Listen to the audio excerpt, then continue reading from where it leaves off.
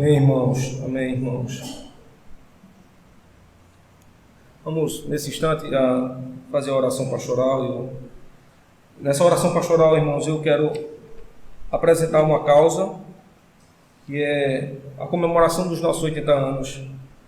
Então, entre os dias 22 e 29 de setembro de 2019, estaremos celebrando os 80 anos da chegada da fé reformada aqui em nossa cidade. O tema da campanha é 8 dias de celebrações por 80 anos de bênçãos. Então, oremos por essa causa. Apresentemos estes motivos diante do Senhor. Oremos, irmãos. Senhor, nosso Senhor, nós te louvamos, te agradecemos. Agora expressamos a nossa gratidão por ti, Senhor, porque o Senhor nos permitiu que nesta noite nós escutássemos mensagem de santa convocação, orássemos a ti pedindo perdão pelos pecados, recebêssemos o perdão pelos mesmos. Te agradecemos porque até aqui nós cantamos salmos a ti, Senhor. Até aqui nós dedicamos aquilo que somos, aquilo que o Senhor tem feito em nós, perante ti, ó Deus. Portanto, perdoa-nos os pecados, nos dá a graça providente de provarmos do teu Santo Espírito. Ó Pai Santo, agora abençoa o teu povo para que as comemorações deste ano reflitam a glória do teu nome sobre nós. Ó Deus amado, capacita a tua igreja, dê a ela a provisão sempre da tua palavra. E agora, ó Deus, ilumina-nos pelo teu evangelho. Nós oramos agradecidos pelo nome santo e maravilhoso de Jesus. Amém. Irmãos, a gente pode se assentar. A exposição de hoje, irmãos, se dará em Mateus capítulo 18. Então eu gostaria que você estivesse atento com as escrituras em mãos. A leitura que nós faremos vai do verso 15 ao verso 20. Mas deixa eu pontuar aqui para vocês aqui o contexto de Mateus capítulo 18. Jesus está encerrando uma série de pregações. E a série de pregações de Jesus, ela é acompanhada de milagres. E ele finda agora a série de milagres fazendo uma exposição dramática da sua palavra. E é justamente o texto que ele vai falar, dizer assim, por causa da aplicação da disciplina, a igreja ela vai ser salva. Nós sabemos que teológica ou biblicamente nós temos apenas três marcas, que tipificam o que é a igreja de Cristo. Uma resposta rápida, se tivesse um teólogo nos assistindo agora, era que ele poderia dizer assim: a igreja de Cristo é o povo que Deus chamou para que por eles a pregação do evangelho fosse feita. Essa é uma resposta rápida acerca do que é a igreja. A igreja não é somente isto. Aliás, isso pode tipificar a igreja, mas não a qualifica. A igreja de Cristo é qualificada por três marcas, ou ela é conhecida por possuir três marcas. São elas: a reta pregação do evangelho. A reta pregação do evangelho consiste que na igreja de Deus o evangelho seja pregado. A palavra deve ser exposta. Aqueles que escutam a pregação vão dizer o seguinte: não foi o pastor da noite que falou conosco, mas foi o próprio Cristo que nos falou do seu evangelho. A reta exposição da palavra de Deus, ela deve ser averiguada pela igreja. O pregador deve pregar e a igreja deve conferir no texto se aquilo que ele proclama verdadeiramente é a palavra de Deus. Com isso nós dizemos: não foi o pastor que falou, mas foi o próprio Cristo que se revelou ao seu povo, foi o próprio Cristo que trouxe a mensagem à sua igreja. Essa é a primeira marca da igreja.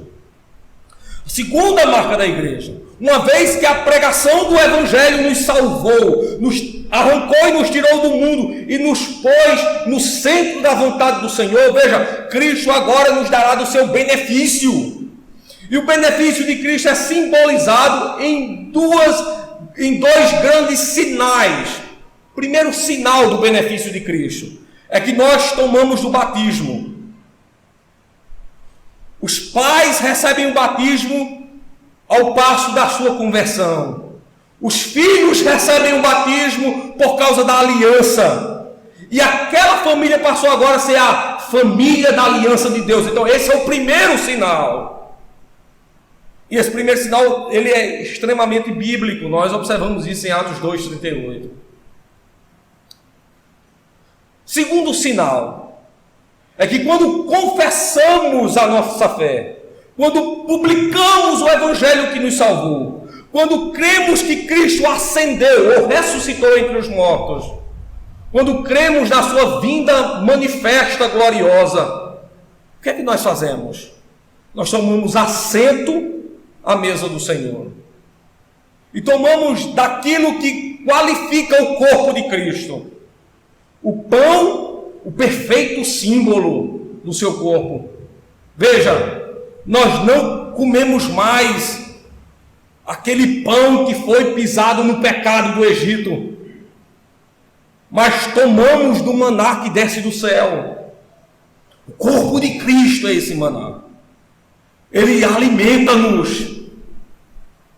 E perceba, nós não somos como os romanistas que acreditam que o pão, uma vez orado pelo intérprete da Escritura Sagrada, passa a ser o corpo de Cristo. Nós não cremos assim, mas cremos que quando tomamos o pão, nós participamos do mais singular mistério. Cristo vai nos dar agora o primeiro meio de graça. E nós afirmamos para o mundo isso. Quando comemos o pão, estamos dizendo: veja, nós o estamos aguardando. Nós não comemos a carne de um homem morto, mas nós comemos literalmente o pão do Deus vivo. Tomamos o segundo elemento, o vinho, que faz a diferença entre a água lançada pela rocha, veja, e o sangue derramado de Cristo. Nós tomamos o vinho e dizemos assim: a nova aliança, ela é superior à antiga. A nova aliança nos dá o sabor da alegria. Veja, em todo o Antigo Testamento, quando o vinho era dado ao povo, era um sinal de que havia uma festa, havia uma alegria. É por isso que a ceia do Senhor, para nós, não é um momento de tristeza. Não deve haver contrição dos crentes, mas deve haver efusiva alegria. Agora, uma alegria com temor. Nós estamos tomando do vinho que celebra a nossa união com Cristo. E não somente isso, a aniquilação dos nossos pecados. Então a segunda marca da igreja é aquela que toma dos sacramentos. Ela não somente ouve a palavra, veja, mas ela toma assento à mesa do Senhor, ela toma pão e vinho. Ela diz assim: nós somos obedientes ao Evangelho. E nós, quando comemos do pão e tomamos do vinho, nós proclamamos Cristo ressuscitado entre todos os homens. O nosso Deus não é um Deus morto, é um Deus vivo, e nós estamos aqui para proclamar isso. Segunda marca da igreja. Terceira marca da igreja, irmãos, é a reta administração da disciplina. Uma igreja que não tem disciplina, ela não é igreja, mas é um clube de pecadores, onde homens e mulheres se reúnem para ouvir uma boa palavra, cantar belos cânticos. Mas aqueles homens, aquelas mulheres que lá se encontram, estão publicando, dizendo o seguinte: nós não somos admoestados pelo Senhor, nós não somos corrigidos por Deus, o Senhor não nos disciplina, porque o Senhor aprova todas as nossas obras. Ao passo que no livro de Efésios e no livro de Gálatas, o Senhor claramente nos diz que as nossas obras, elas não passam de trapo de imundície. Não são as nossas obras que são gozadas por nós, mas são as obras de Cristo das quais nós gozamos. E as obras de Cristo fazem com que nós tenhamos sacrificado o corpo da carne e do pecado junto à cruz dele. Portanto, a disciplina marca uma característica essencial da igreja. O povo de Deus deve ser santo porque Deus é santo. Quando tomamos o sacramento, nós dizemos: o nosso Deus é um Deus vivo. Mas quando recebemos a disciplina do Senhor, nós dizemos: o nosso Deus é santo e, portanto, devemos ser vivos porque Ele é vivo e santo porque Ele é santo. Esse é o motivo pelo qual nós andamos em disciplina. Biblicamente, irmãos, nós podemos tirar 3 exemplos de disciplina. A primeira é que, dominicalmente, todo dia do Senhor, nós somos disciplinados. Todos os crentes, inclusive o pastor. Do pastor ao irmão que está lá na porta, nós somos disciplinados porque todos ouvem a palavra de Deus. E ao ouvir a palavra de Deus, nós somos ensinados, nós somos corrigidos, nós somos instruídos na justiça do Senhor, para que todos nós sejamos homens e mulheres perfeitamente preparados para toda boa obra. Então nós somos disciplinados por Deus, e essa é a nossa primeira disciplina. Segundo, nós somos disciplinados quando o Senhor, através da liderança da igreja, nos corrige.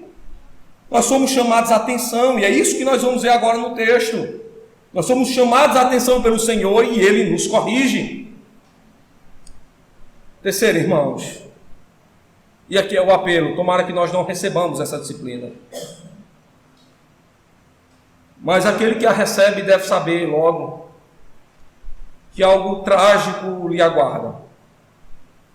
O último passo da disciplina é aquela que separa o membro do corpo.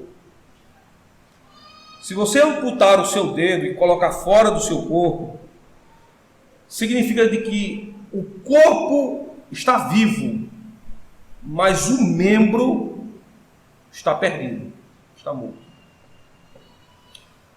Alguém pode perguntar: pastor, e a condição de um membro ser afastado da igreja e ele morra no mundo? Bem, essa é uma alegre e triste notícia do Evangelho. Alegre para a igreja quando um membro é afastado dela e exposto ao mundo. Traz alegria na igreja porque a igreja foi salva. Mas é uma tristeza para o ímpio. Afinal de contas, ele vai deixar de ser pastoreado por Cristo para ser pastoreado pelo grande pastor que habita aí fora. Para eu entrar no texto, então deixa eu fazer para você apenas uma última lembrança. No mundo inteiro só existem 2 religiões. A verdadeira religião tem como pastor Cristo. E a falsa religião, ela tem como pastor o diabo. Esse é um dos grandes adversários que temos. Não é o único adversário que temos. O capítulo 6 do livro de Efésios vai enumerar para nós 3 grandes adversários: o mundo, a carne e o diabo. Aquele que está sob o pastoreio do mundo, então ele se encontra no mundo, o local, por causa da vontade da carne, mas sobre a mentoria ou pastoreio do diabo. Então bora para o texto, irmãos. Mateus capítulo 18, versículo de número 15. Então esse é o contexto. Cristo faz essa explicação para os discípulos e agora ele vai começar a expor aquilo que o texto agora vai nos mostrar. Observe com atenção, Mateus capítulo 18, versículo número 15 ao versículo de número 20. Diz assim: ora, se teu irmão pecar contra ti, vai e repreende-o entre ti e ele só. Aí ele diz assim: se te ouvir, ganhaste a teu irmão. Para vocês, isso é o primeiro ponto da mensagem. Gravem aí. O primeiro ponto da mensagem é o verso 15. O segundo ponto da mensagem é o verso 16, que diz assim: mas se não te ouvir, leva ainda contigo 1 ou 2, para que pela boca de 2 ou 3 testemunhas, toda palavra seja confirmada. Então, o segundo ponto da mensagem é o verso 16. O terceiro ponto da mensagem é o verso de número 17. Diz assim: e se não as escutar, dize-o à igreja. Se também não ouvir a igreja, ou não escutar a igreja, considera-o como gentil e publicano. Então você já tem aí os 3 pontos da mensagem. Só que a mensagem possui 5 pontos, tá bom? O 4º ponto da mensagem é os versos de número 18 e 19, que diz assim: em verdade vos digo que tudo que ligardes no céu, tudo que ligardes na terra, será ligado no céu, e tudo que desligardes na terra, será desligado no céu. Também vos digo que, se 2 de vós concordarem na terra acerca de qualquer coisa que pedirem, isso lhe será feito por meu Pai que está nos céus. Então, o 4º ponto da mensagem, versos de número 18 e verso de número 19. Eu quero encerrar aqui no 5º ponto da mensagem, o verso de número 20, que diz assim: porque onde estiverem 2 ou 3 reunidos em meu nome, aí estou eu no meio deles. É o ponto final da mensagem, a quem Cristo conclui, trazendo para o nosso entendimento aquilo que ele realmente queria ensinar para o povo. Lembre-se que na introdução da mensagem, eu disse que essas mensagens de Cristo eram recobertas de milagres. E eu não sei se você percebeu, existe um grande milagre aqui no texto, e nós vamos encontrá-lo daqui a pouco. Mas o primeiro ponto da mensagem é que Cristo vai falar sobre a disciplina no campo privado. Como é que isso acontece? O texto diz assim: ora, se teu irmão pecar contra ti, ou seja, se ele te ofender, a palavra pecado aqui no texto é a palavra que é utilizada lá no texto grego para ofensa. Se seu irmão te ofender, o que é que você faz? Vai até ele e repreende-o. O que você deve fazer com seu irmão? Ele lhe ofendeu, aí você vai dizer assim: se ele quiser, ele vem até a mim, porque quem causou esse problema foi ele e não eu. Veja, não é assim que ensina o Evangelho. Lembre-se que Cristo nos deu uma lição muito grave sobre isso. Ele diz assim: se te baterem na face, repila. Não disse isso não. Então ele disse assim: se te baterem numa face, quebre-o. Não, ele não disse isso. Mas ele disse: se te baterem numa face, dá a outra face. Se te chamarem para caminhar 1 milha, caminha 2. O nosso orgulho é quebrado aqui no texto. A disciplina cristã aniquila, ela quebra, ela esmiuça o nosso orgulho. Afinal de contas, irmãos, nenhum crente deve apoderar-se de orgulho algum. Ante os olhos do nosso pastor, nós não passamos de pó ou de estrado dos seus pés. Então diz o texto: se teu irmão te ofender, vai até ele. Veja, o nosso orgulho começa a ser quebrado. O ofendido sou eu, mas é justamente eu que tenho que ir até ele. Mas eu não tenho que ir até ele usando o meu argumento de dizer: eu estou ofendido com o que você fez comigo. Eu estou acabado com o que você fez comigo. Mas o texto diz: repreende-o. A palavra repreender no texto é use de correção. O Salmo de número 119, irmãos, o maior salmo da Escritura, que é o salmo de toda a lei do Senhor, de 22 sessões ou 22 perícopes, nos ensina que toda correção vem de Deus e que ela deve ser manifesta pela pública pregação do Evangelho.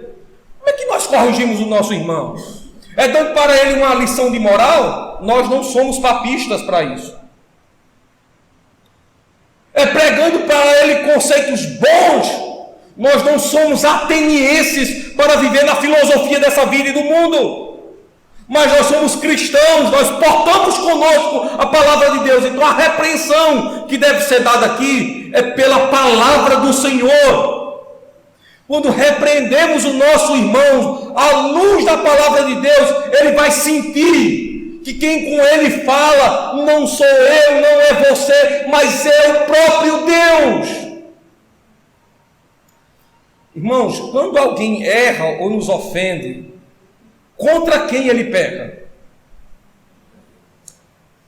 Veja, tem um rei e tem uma súdita. A súdita está se banhando e o rei observa da sua janela. A beleza da súdita encanta o coração do rei. O rei chama a sua guarda pessoal e diz: vai lá nela, traze-a para mim, eu a quero por mulher. Ela é vinda, o rei coabita com ela. E o rei fica sabendo que aquela mulher bela, ela já é esposa de um homem. O rei agora intenta contra o homem, diz assim: eu vou tirá-lo do meu caminho, eu quero ela como minha mulher, mas eu vou tirá-lo do caminho, eu vou colocá-lo na frente da batalha. Aí coloca o homem na frente da batalha, sabendo que todos os soldados que vão à frente da batalha morrem. Aí ele fica com aquela mulher. Um dia Deus resolve visitá-lo. E portanto levanta um profeta. E Deus vai visitar o homem. E o profeta chega para ele e diz assim: olha, tinha um homem que tinha muitas ovelhas. E tinha um homem que tinha uma ovelha só. O homem que tinha muitas ovelhas tomou a única ovelha que o homem tinha. O que é que esse homem é digno de receber? O rei diz assim: tal homem é digno de morte. Me diga agora quem é esse homem para que nós possamos executá-lo. Aí o profeta diz: então pronto, execute a si próprio. O homem é você. Veja, o rei agora cai em si. Ele pecou contra a mulher, que era Batseba, e errou principalmente contra o esposo dela, que era Urias. Ele tomou a única ovelha que esse homem tinha, sua esposa, e ainda tragou-lhe a sua vida. Contra quem aquele homem errou? O Salmo 51 nos diz isso. Quando o rei agora se coloca diante do Senhor, ele ora assim, oração de Davi. O rei era ele: Senhor, contra Urias somente pequei. Não é assim? Deixa eu lembrar. Ele diz assim: contra Batseba somente errei. Foi assim que ele disse. Não foi assim, porque nós cantamos de forma diferente. O texto diz: contra ti, Senhor, contra ti somente pequei e fiz o que é mal perante os teus olhos. Portanto, quando nós repreendemos o nosso irmão, nós não repreendemos à luz dos nossos conceitos. Nós devemos repreender à luz dos conceitos de Deus. O que acontece quando nós repreendemos o nosso irmão à luz dos conceitos de Deus? Se ele se arrepender, o que acontece? Ganhamos o nosso irmão. Nós não vencemos uma batalha. O verbo aqui, quando é conjugado, ganhaste, ele vai para o sujeito oculto do texto. O sujeito presente do texto pode ser o leitor, mas o sujeito oculto do texto é o escritor do texto, é Deus. Então, Deus acaba de ganhar o irmão através da nossa pregação. Ele é ganho para o Senhor e não para nós mesmos. Veja o que a disciplina de Cristo pode fazer com que o pecador inveterado possa se reportar diretamente ao Senhor, com o coração completamente esmiuçado, quebrantado. Ele sabe que a maravilha do poder da graça de Deus, pela manifestação da sua palavra, fez com que ele fosse recuperado. Mas nós temos uma hipótese negativa no texto, aqui no verso número 16, que é o segundo passo. O texto do verso 16 diz assim: mas se não te ouvir, se ele não te escutar, diz o texto, chame consigo um ou dois, para que pela boca de 2 ou 3 testemunhas toda palavra seja confirmada. Então, 1 ou 2 pessoas devem ser chamadas. Quem seriam essas pessoas? A palavra vai dizer assim, testemunha. Deixa eu trabalhar com vocês essa palavra aqui no texto. A palavra testemunha no texto grego é a palavra mártir. Um mártir, primeiramente, é aquele que vê, aquele que ouve, aquele que entende a mensagem de Cristo e se converte. Depois, um mártir é conhecido por aquilo que vive e por aquilo que fala. Nós temos um exemplo de mártir na Escritura de forma muito clara. Apocalipse capítulo 1, versículo de número 9. Nós temos João, apóstolo de Cristo, que foi colocado na ilha de Patmos. E ele diz o motivo que está sendo colocado lá. Ele diz assim, por causa do testemunho de Cristo, olha, por causa do martírio de Cristo. E ele diz assim, por causa da palavra de Deus. Está lá, Apocalipse capítulo 1, verso 9. Por causa do martírio, do testemunho de Cristo, por causa da palavra de Deus. O que era João? Era um apóstolo, um oficial diretamente do Senhor. Observe que ele está aqui falando no contexto de igreja. Então, as testemunhas aqui do texto são pessoas idôneas. Só que Paulo, na carta a Timóteo e a Tito, classifica quem são esses homens idôneos. Ele vai chamar eles de quê? De presbíteros. Então, chame os presbíteros da igreja. 1 ou 2. Aí diz o texto, porque pela boca de 2 ou 3 testemunhas, toda palavra seja o quê? Confirmada. Por que os presbíteros vão até ele? Veja, porque agora nós temos pessoas preparadas para falar do evangelho para o infrator. O infrator vai ouvir literalmente o evangelho da graça de Deus, para que o seu coração seja quebrado. Lembre-se que quando nós cometemos pecado, o nosso coração se torna o quê? Um coração de pedra. E somente o evangelho pode trocar o nosso coração de pedra por um coração de carne. Vocês sabem qual é a diferença de um coração de pedra para um coração de carne, né? É porque o coração de pedra, ele não pode ser moldado. O coração de carne, ele é mole, ele pode ser transformado. Então o evangelho é o único instrumento que pode transformar a nossa vida. Não é isso que Paulo diz em Romanos capítulo 1, verso 16? Eu não me envergonho do evangelho. Por quê? Porque é o poder de Deus para quê? Para a transformação do homem, primeiramente do judeu, depois de todo gentil. Somente o evangelho pode transformar a vida do pecador. Então por isso que presbíteros são chamados, porque eles são verdadeiramente testemunhas de Cristo. Eles experimentaram o evangelho, eles conhecem a palavra, eles podem aconselhá-lo. Então perceba aqui os 2 passos da disciplina. Primeiramente, nós não expomos os nossos irmãos. Alguém chega para mim e diz assim, pastor, eu cometi uma falta grave, o senhor vai me levar para o conselho? É longe de mim fazer isso, meu irmão, não vou levar para o conselho de maneira nenhuma. Primeiramente, eu vou lhe exortar na justiça. Agora, se você não se consertar, aí sim eu vou chamar o conselho para conversar com você. Aí vai conversar eu e o conselho com você. Se você não escutar a mim e o conselho, aí nós vamos tomar um terceiro passo.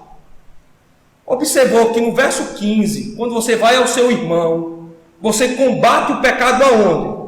No campo privado. Vocês sabem, irmãos, que se não sabem, passem a saber agora, que há muitos pecados aqui na nossa igreja que não são combatidos de forma pública, mas são combatidos de forma privada. A gente vai aconselhando por meio da palavra de Deus para ver se o pecador toma ciência da gravidade do que está cometendo. Somente quando o pecador está com o coração completamente endurecido é que nós tomamos o segundo passo e levamos ao conselho. Aí de repente aquele pecador diz assim, eu não quero ouvir a palavra do conselho, eu não quero conversa com a palavra de Deus. O que é que se faz agora? Terceiro passo da disciplina, né? Olha aí o que é que diz agora o verso 17. E se não ouvi-los, leva-o aonde? Para a igreja, é o que diz o verso de número 17. Levar a igreja um caso, para que a igreja possa agora exortá-lo na palavra. Veja, não vai ser mais o irmão, não vai ser mais o conselho, mas vai ser agora toda a igreja vai exortá-lo na palavra, vai dizer assim, meu irmão, abandone esse erro, meu irmão, abandone esse pecado. E o que a igreja está fazendo é um ato de amor, apelando ao irmão. Abandone o erro, abandone o pecado, você está em falta grave. Uma das maiores demonstrações de amor do povo de Deus não é afagar o coração de pecadores, é tudo que mais amamos. Aquela pregação do Evangelho que diz assim: venha como estais. Aquele evangelho falso que diz assim: mas veja, o que importa mesmo é o coração. Deus se importa com o seu coração. Nós reduzimos a qualidade de Deus. Uma certa vez eu brincando com alguém dizendo para mim: mas pastor, o que Deus quer mesmo de nós é o coração. Eu disse: porventura esse Deus é do desenho animado chamado de Papa Figo? Ele só quer o nosso coração? Não, Deus não só quer. Deus não só quer o nosso coração.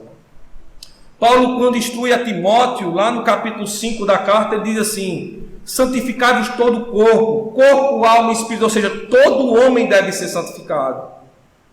Deus nos quer por inteiro. Certa vez eu vi um irmão muito interessado em evangelizar uma irmã, e eu perguntei para ele, e ele foi sincero na resposta. Eu sou meu irmão, por que você está tão interessado em evangelizar aquela pessoa? Ela já demonstrou que não quer nada com o evangelho, e você está lá no pé dela. Aí ele disse assim: ô pastor, é porque eu quero ganhar a alma dela para Cristo e o corpo para mim. Miserável, né? Você devia ganhar ela toda para Cristo, né? Para que ela pudesse ser toda para você também. Deus não quer somente uma parte nossa, irmãos. A igreja toda pregou o evangelho. A igreja toda manifestou a palavra de Deus para aquele homem. O que acontece se ele disser assim: eu não quero conserto com Deus, eu não quero ouvir a sua palavra, eu não quero me sacrificar aos pés do Senhor, eu estou amando o pecado, eu amo o pecado e quero viver o pecado? Veja a parte final do verso 17, o que diz: se não ouvir a igreja, considera-o como quê? Gentil e publicano. Não sei se você prestou atenção, mas ser considerado aqui como gentil e publicano é ser considerado como alguém ímpio. Gentil e publicano não é elogio. Gentil e publicano é o quê? É uma ofensa, irmãos. Cristo está dizendo: se ele não ouvir a igreja, ele seja considerado gentil e publicano, ou seja, ele seja colocado fora da igreja. Mas calma aí, pastor. Quer dizer que a igreja pode colocar membros da igreja para fora? Nós chamamos isso de excomunhão. Sim, a igreja pode. A justificativa disso está no quarto ponto da mensagem. Qual é o quarto ponto da mensagem? Versículo 18 e o versículo de número 19. O versículo 18 diz assim: tudo que ligardes na terra será ligado nos céus, mas tudo que desligardes na terra será desligado no céu. Qual é o poder para isso? Está no verso de número 19. Observe aí o que diz o verso 19. Também vos digo que se dois de vós concordarem na terra acerca de qualquer coisa que pedirem, isso lhes será feito por meu Pai, que está nos céus. Deus agora aceita a denúncia da igreja quando tu pecador. E o pecador agora vai ser colocado fora da igreja. Agora, o que significa ser colocado fora da igreja? Vamos dar um exemplo bíblico sobre isso? Abra sua Bíblia em 1 Coríntios, capítulo de número 5, nós vamos ler do verso 1 ao verso 5. Nós temos aqui um perfeito exemplo sobre isso. Olha o que é que o texto sagrado nos ensina acerca dessa dura verdade do Senhor. Dura, mas verdade do Senhor.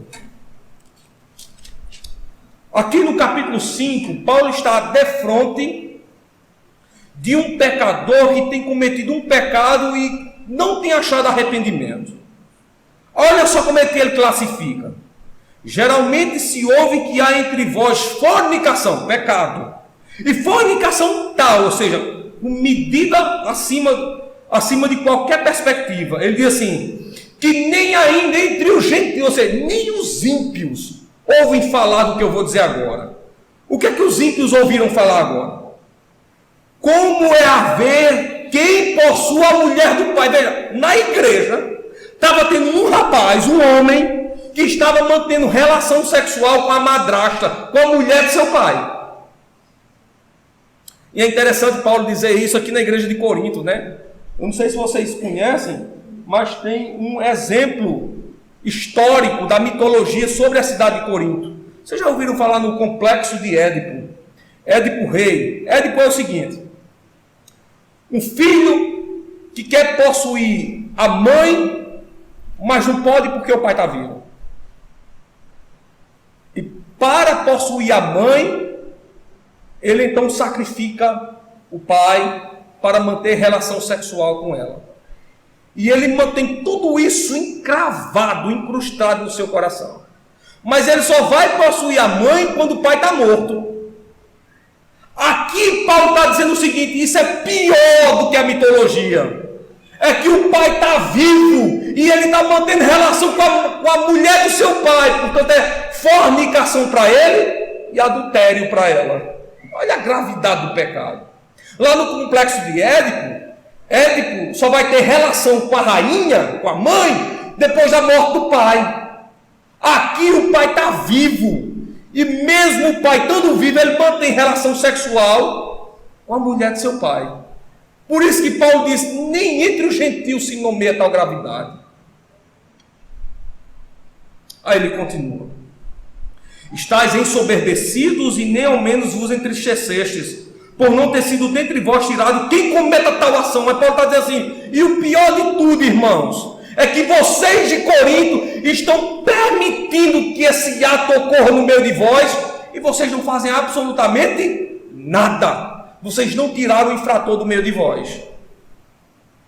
Aí ele diz assim, verso de número 5 agora, irmãos: seja este tal entregue a quem? A Satanás, para a destruição da carne. A palavra carne aqui no texto é a palavra grega saris, que significa corpo. O que é a destruição do corpo, irmãos? O que Paulo está desejando para esse pecador? Morte.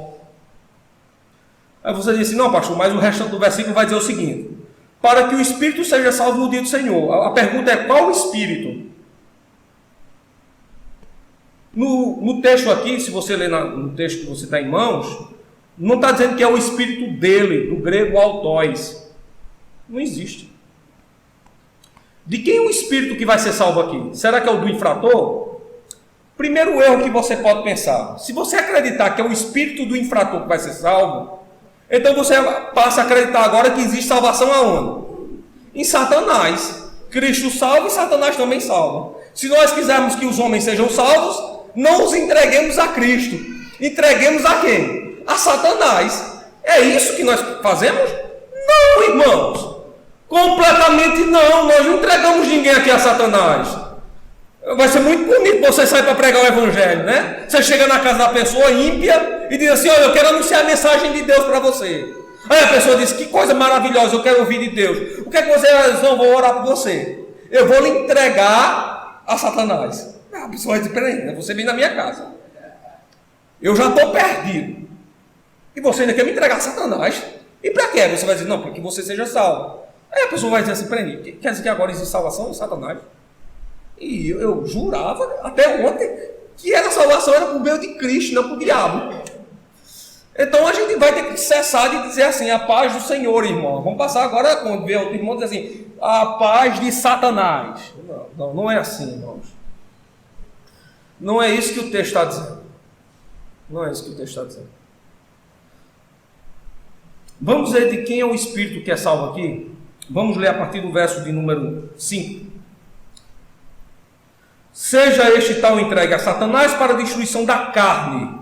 Observe que tem uma vírgula aí, e essa vírgula aqui, ela não somente encerra o assunto, mas ela também muda a perspectiva do assunto. Aí ele diz assim: para que o Espírito seja salvo no dia do Senhor Jesus. A pergunta é: de quem é o Espírito que vai ser salvo aqui? Aí ele vai dar um exemplo de quem é o Espírito que vai ser salvo. Não é boa a vossa vanglória ou jactância. Não sabeis que um pouco de fermento faz levedar toda a massa? Estranho, agora ele não está falando no singular, ele começa a falar no plural, ele usa para isso um corpo chamado massa. Purificai-vos, pois, o fermento velho, para que sejais uma nova massa, assim como estáis sem fermento, porque Cristo, nossa Páscoa, foi sacrificado por nós. Por isso façamos a festa, não com fermento velho, nem com fermento da maldade, da malícia, mas com ázimos. Não sei se você entende, ázimos ele está se referindo a pão sem fermento, com os ázimos da sinceridade e da verdade. O que ele está ensinando aqui? Ele está dizendo assim, ó, um pouco de fermento faz levedar toda a massa. Não é assim que as mulheres preparam o bolo? Pegam a massa e colocam um pouco de fermento para que o bolo cresça. Ele está dizendo assim, um pouco de fermento faz levedar toda a massa. Aí ele diz o quê? Tirai o fermento velho do meio de vós, para que a festa seja celebrada com o quê? Com pão sem fermento, com ázimos. Perceba que a igreja é o pão sem fermento. Fermento é símbolo de quê? Pecado. Qual é o espírito que está sendo salvo aqui no texto? É o espírito do infrator ou o espírito da igreja? É o espírito da igreja, irmãos. É o espírito da igreja que está sendo preservado quando um pouco de fermento, quando o pecador é retirado do meio de nós. Isso é ser considerado gentil e publicano. Aí você diz assim, pastor, só que o texto ele é muito grave. Paulo está entregando o homem para Satanás. Bem, você queria que ele entregasse a quem? Só existem dois locais, a igreja e o mundo. Duas religiões que existem no mundo somente, né? A igreja verdadeira, a religião verdadeira e a falsa religião. A falsa religião, ela é todas as religiões das obras, aquelas que os homens dizem, nós devemos fazer alguma coisa para Deus. A verdadeira religião é aquela que acredita, Deus fez alguma coisa por nós. Só existem dois pastores, Cristo e o diabo. Já que Cristo pastoreia a igreja, quem é que pastoreia o mundo? Abra sua Bíblia aí em 2 Coríntios capítulo 4, verso 4. Vamos descobrir quem é que pastoreia esse mundo.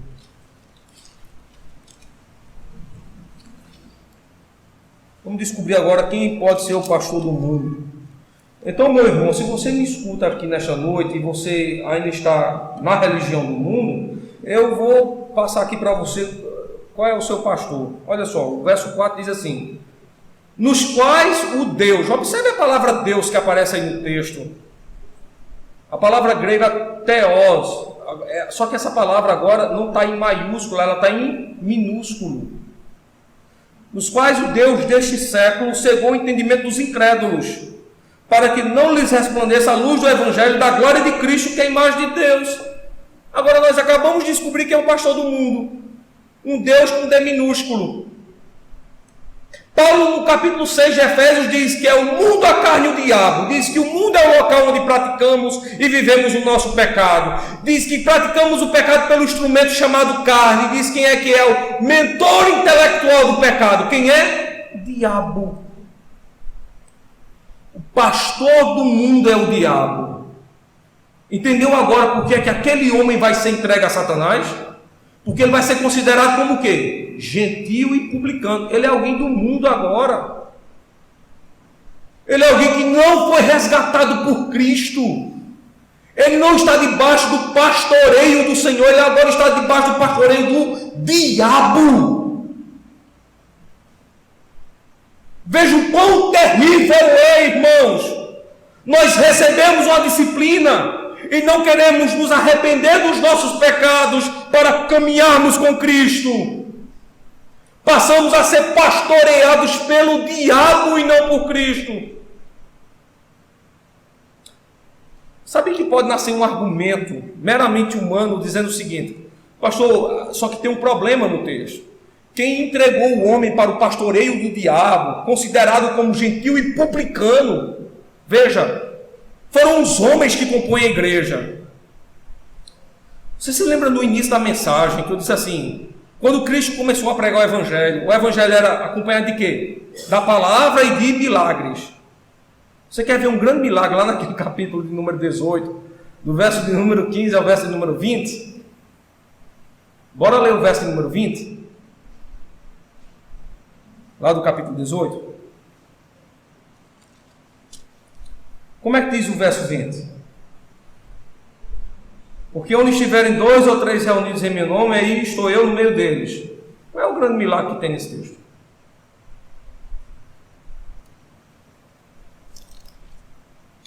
Observe com muita atenção o verso 16. Às vezes nós lemos tão rápido a palavra de Deus que não percebemos o que está posto diante dos nossos olhos. O que é que diz o verso 16? Mas se não te ouvir, leva ainda consigo 1 ou 2, para que pela boca de 2 ou 3 testemunhas toda a palavra seja confirmada. Qual é o problema que tem nesse texto aí, irmãos? Ele é autocontraditório, não é isso? Veja, eu vou repreender meu irmão, eu levo comigo 1 ou 2, para que pela boca de 2 ou 3 testemunhas. Perceberam que existe um erro matemático no texto? Veja, eu vou repreender meu irmão, eu levo comigo um irmão. Aí Cristo diz assim, 1 ou 2, para que pela boca de 2 ou 3, mas se eu levar comigo um irmão, quantas testemunhas haverão? Apenas uma.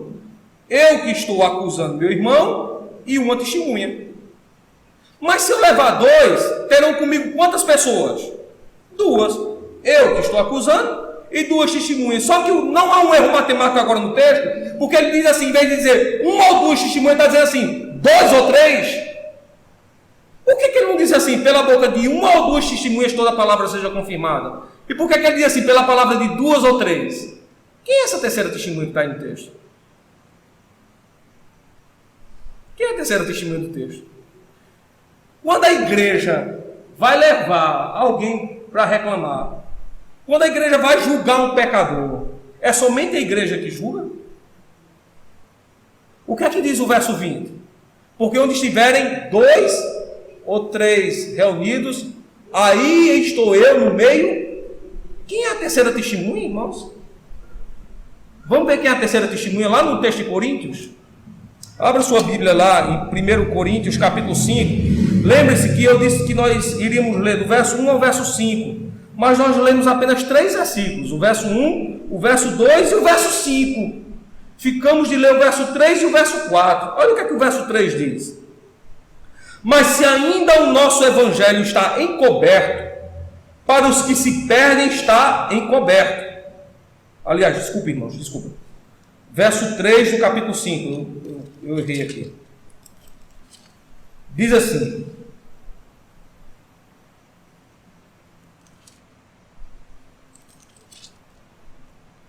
eu, na verdade, ainda que ausente no corpo, é Paulo que está falando isso, mas presente no Espírito, já determinei como se estivesse presente, que o tal ato praticou.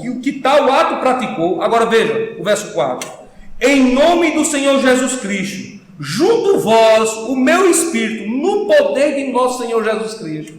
Quem é que está disciplinando o pecador agora? Paulo diz, junto nós, Paulo e a igreja, com o poder de quem? De Cristo. 1, 2, 3. Quem é a terceira pessoa que aparece lá no texto lá? É Cristo, irmãos. Cristo é quem aplica a disciplina ao infrator. Quando nós somos disciplinados, nós temos entre nós uma testemunha real. É por isso que nós não podemos dizer assim, essa disciplina aplicada sobre mim, ela foi deveras dura demais. Ora, quem aplicou a disciplina em você foi justamente o Senhor. Aí Cristo diz no seu Evangelho, no livro de Provérbios, se o homem tem alguma coisa a queixar-se, queixe-se de quê? Seus próprios pecados. Interessante que, como nós somos filhos de Adão, nós sempre mostramos de quem somos filhos. Quando alguém vai ser repreendido pelo seu pecado, o que é que eles fazem? Eu pequei por causa disso. Não é assim que Adão fez? Deus disse assim, Adão, por que você comeu do fruto da árvore? Por causa da mulher que o Senhor me deu. Eve, por que você deu o fruto a Adão? A serpente que estava lá que me enganou. Chega na serpente, por que você enganou os dois? Porque eu estava aqui na árvore e simplesmente eles vieram se encantar aqui pela beleza da árvore. Nós temos a síndrome de Adão, irmãos. Nós nos queixamos quando somos repreendidos. Enquanto que o Senhor diz, se tem alguma coisa que nós devemos nos queixar, queixemo-nos dos nossos próprios pecados. O grande milagre lá do texto da disciplina, de Mateus capítulo 18, é que Cristo está conosco na hora da disciplina. Irmãos, e qual é a virtude do texto? É que, veja, quando nós não nos arrependemos dos nossos pecados, Cristo é testemunha contra nós. É isso que diz Mateus capítulo 18, verso de número 20. Cristo é testemunha contra nós. Como é que você vai poder se defender, hein? Cristo é uma testemunha verdadeira e fiel. Está lhe acusando do seu pecado. O que é que você faz? Perdido, meu irmão. Ai, não tem quem possa agora me defender. Mas perceba que se nós ouvimos a palavra de Cristo e nos arrependemos dos nossos pecados, Cristo deixa de ser testemunha contra nós e ele passa a ser o quê? 1 João 2,1. Filhinhos, não pequeis, mas se pecarem, vocês têm junto do Pai quem? Uma testemunha de acusação? Não, irmãos. Vocês têm quem junto do Pai? Um grande defensor, um advogado. A primazia do texto é que, arrependido dos nossos pecados, nós temos um advogado. Confessando os nossos erros, nós temos um advogado e Cristo é nosso advogado. Abraçados no pecado, nós temos uma acusação pesada contra nós. Cristo será contra nós. E o que é que ele ensina sobre ser contra?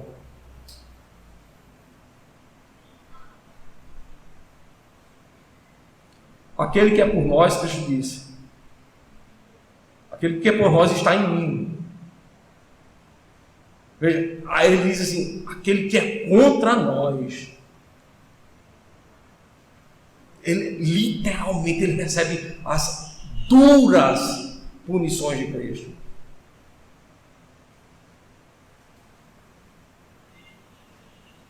Pergunta final é: como você quer Cristo?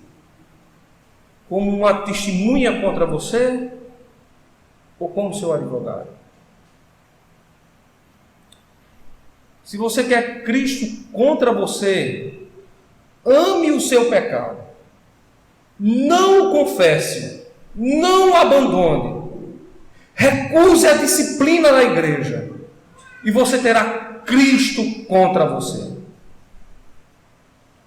Mas se você quer Cristo como seu advogado, confesse o seu pecado, abandone-o, ele lhe dará forças na caminhada, ele será o seu Deus, o teu guardador, o teu protetor, ele estará convosco. O que é que a palavra diz? Onde estiverem 2 ou 3 reunidos, estarei eu ali no meio deles. Só não usa essa passagem para justificar o culto, viu? Os dirigentes de culto dizem assim, né? Irmãos, nós não devemos nos preocupar na hora do culto, porque onde estiverem 2 ou 3 reunidos, o Senhor está no meio de nós. Veja, quando ele falou isso, ele falou numa situação de julgamento, não foi numa situação de culto. Então, cuidado para não misturar as coisas. Como é que você vai querer Cristo? Como uma testemunha de acusação ou como um advogado de defesa? Até hoje, os verdadeiros cristãos tomam Cristo como seu advogado de defesa. Que Cristo seja, de fato, seu advogado de defesa. E que nesta noite nós possamos aprender que boa coisa é sermos disciplinados por Deus. E terrível coisa é recusarmos a disciplina do Senhor. Que Deus abençoe o nosso povo. Deus abençoe a sua igreja. Amém, irmãos. Queridos irmãos, vamos nos colocar de pé. Nós vamos fazer a oração final. A oração de gratidão. Recebemos a bênção divina e em seguida cantarmos o cântico do nosso inário, o cântico de número 32, tá bom? Oremos. Pai bendito e Deus Santo, nós te louvamos, te agradecemos, bendizemos o teu nome, que tua graça providente e maravilhosa esteja sobre nossas vidas. Perdoe os nossos pecados, ajuda-nos na nossa caminhada, que o Senhor abra o nosso entendimento e o nosso coração para que nós sempre possamos confessar os nossos pecados, para que o Senhor verdadeiramente seja o nosso advogado, esteja ao nosso favor, esteja a nossa defesa.